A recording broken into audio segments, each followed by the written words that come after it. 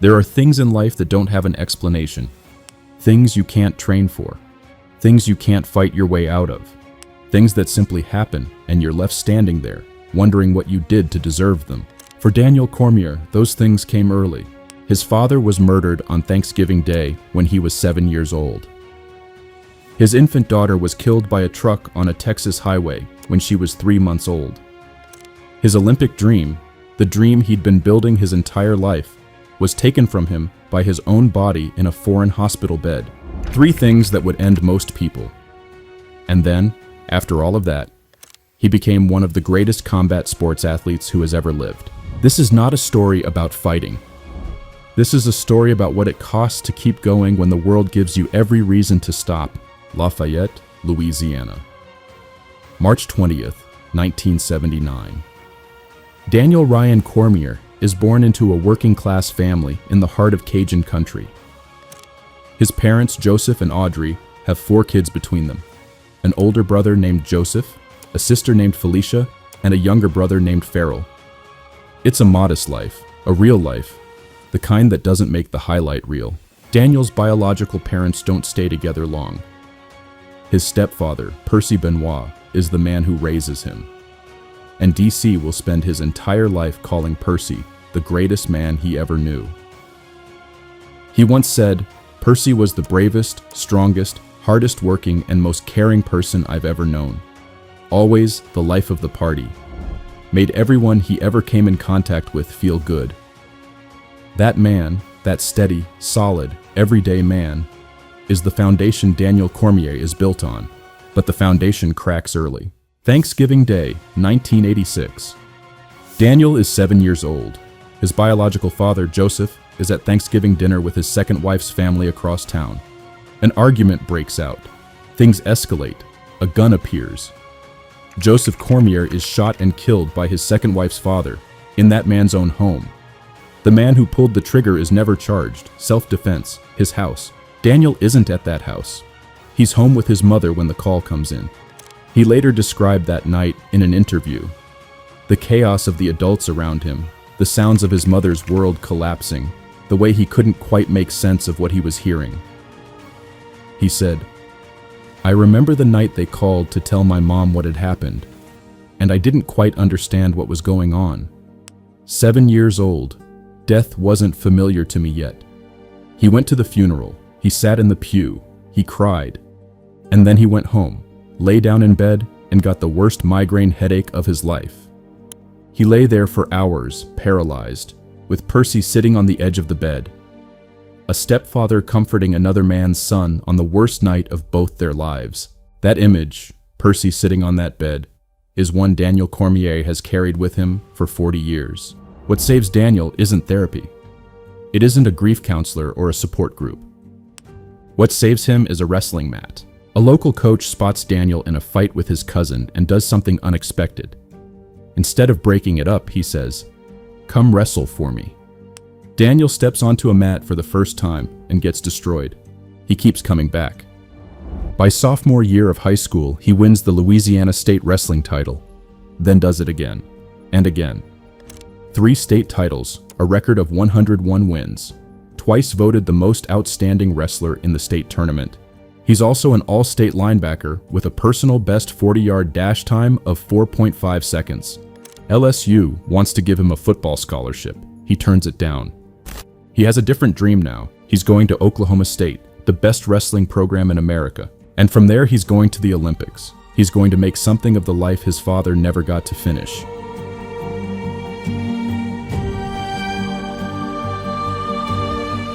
Oklahoma State University lives up to everything Daniel hoped it would be.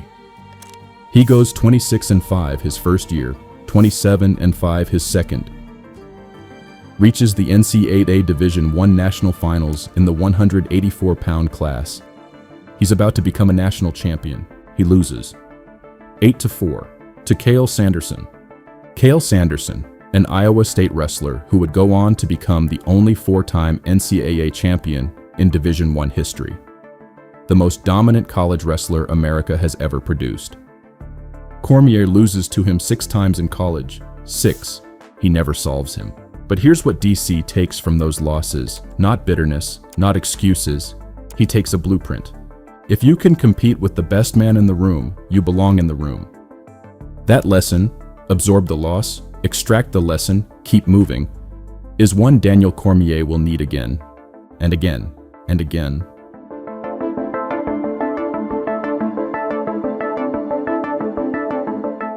June 14th, 2003. Daniel Cormier is 24 years old.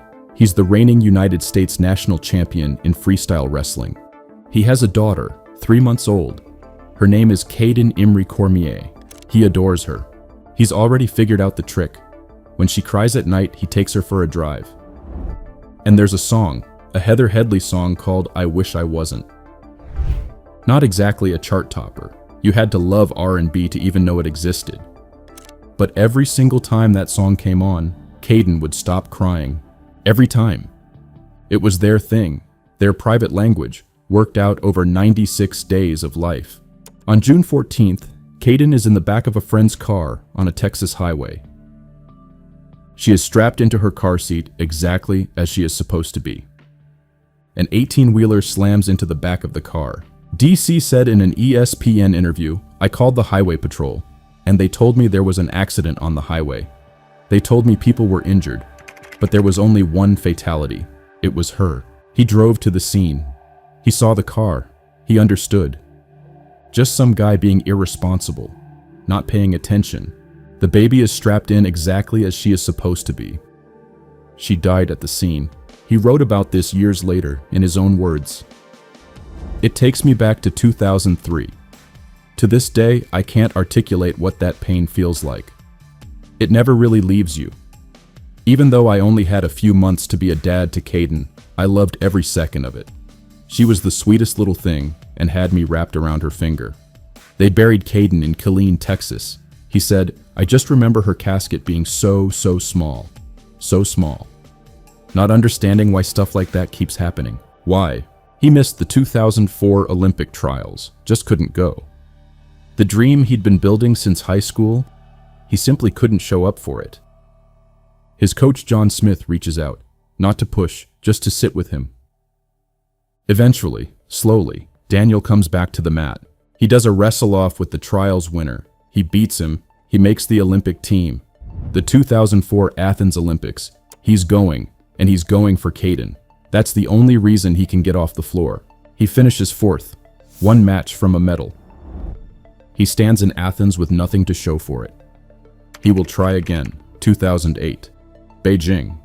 He's named team captain. He's the favorite. This time, it has to be this time.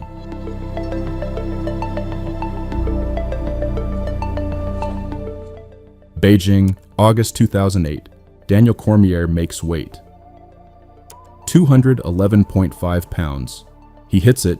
He goes to bed the night before competition, knowing that tomorrow, finally, he competes for gold. He wakes up and something is wrong. His kidneys are shutting down. The extreme weight cut has pushed his body past what it can give. He's rushed to a hospital in Beijing. IV drips in. Fluid won't process. His body has simply stopped. Somewhere across the city, at the Olympic wrestling venue, his opponent walks to the center of the mat. He looks around. Cormier isn't there. The Cuban athlete wins by forfeit. Daniel Cormier's second Olympic journey ends in a hospital room in a foreign country. He didn't even get to lose. He said, "I had thrown it all away. My career was over. I had to accept I was never going to be an Olympic champion, something I had dreamed about since I was a little kid." He flies home, gains 40 pounds. For a while, he disappears into himself. 3 losses. His father, his daughter, his dream. Not one of them gave him a chance to fight back. And then, one more time, he refuses to stay down.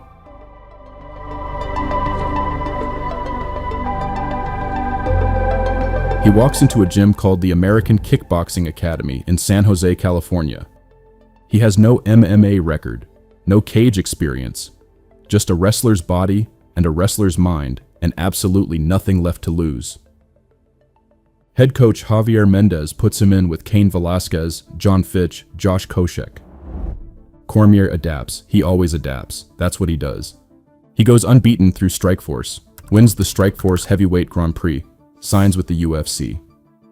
On paper, it looks like a straight lineup. Behind closed doors, the reality is different. He and his fiancée Selena are in a 700 square foot, one-bedroom apartment in San Jose. They have a newborn son. No gas in the car, no money in the bank. They're on welfare. He said it himself at the post-fight press conference after winning the UFC title. We had nothing. Selena and I had nothing. She's been with me since I had one fight.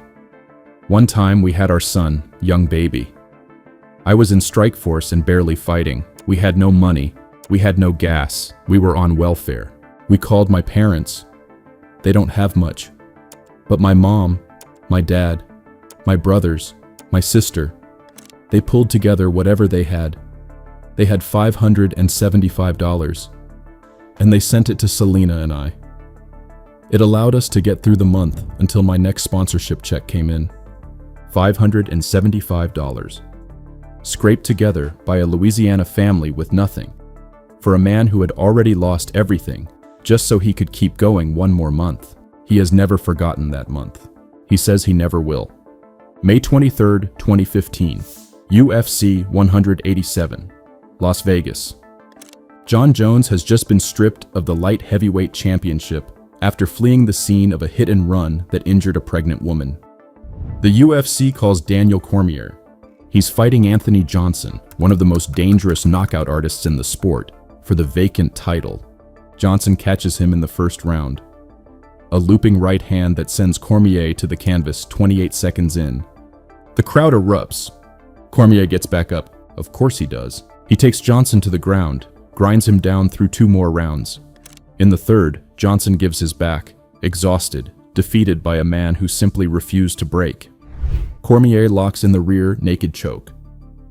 Johnson taps. Daniel Cormier is the UFC light heavyweight champion of the world. At the post-fight press conference, Cormier sits down in front of a room full of media. He's a champion now. He has the belt in front of him. And instead of talking about the fight, he starts talking about a one-bedroom apartment in San Jose. He says, "We had nothing." And he says it like a man who still can't believe he survived it. Then he says, "You have to be a champion in all facets of life." He's been living that sentence his entire life. He just finally had the stage to say it out loud.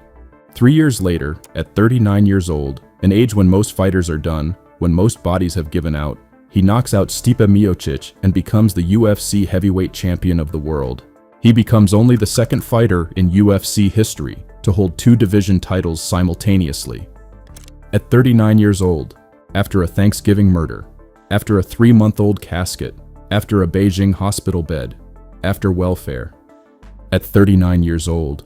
And then, just weeks before he retires, his stepfather Percy Benoit loses his battle with cancer.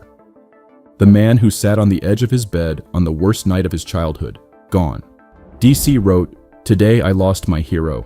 All the lessons I want to try and pass along, I learned from my dad. He never stopped losing people. He never stopped showing up anyway." There's a detail from Daniel Cormier's life that I keep coming back to. Years after Caden died, after he'd started his family with Selena, after they brought their son Daniel home from the hospital, it was raining. He was driving as slowly as he possibly could, his newborn son in the back seat, and he was terrified. After what happened to Caden, the fear was everywhere, even in the happiest moment.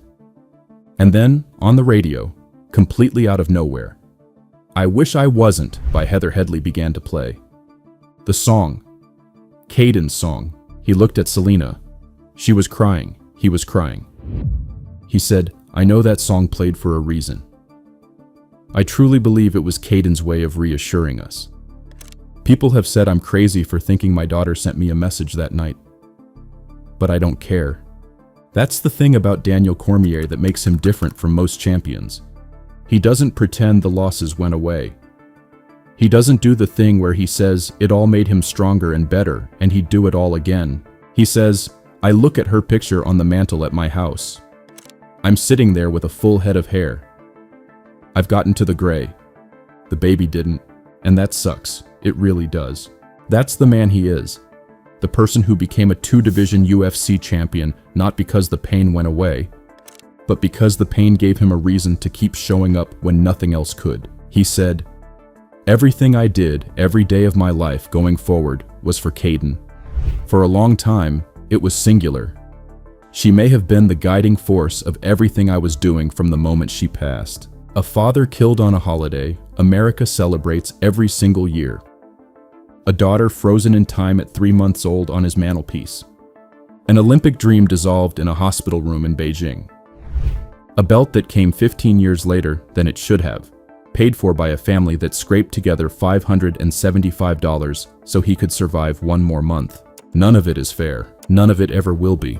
But Daniel Cormier, warm, laughing, beloved Daniel Cormier, chose something radical in the middle of all of it. He chose to keep going. He chose to carry all of it with him into every cage, every press conference, every moment he had with his family. Not in spite of the dead, for them. He always has. He always will.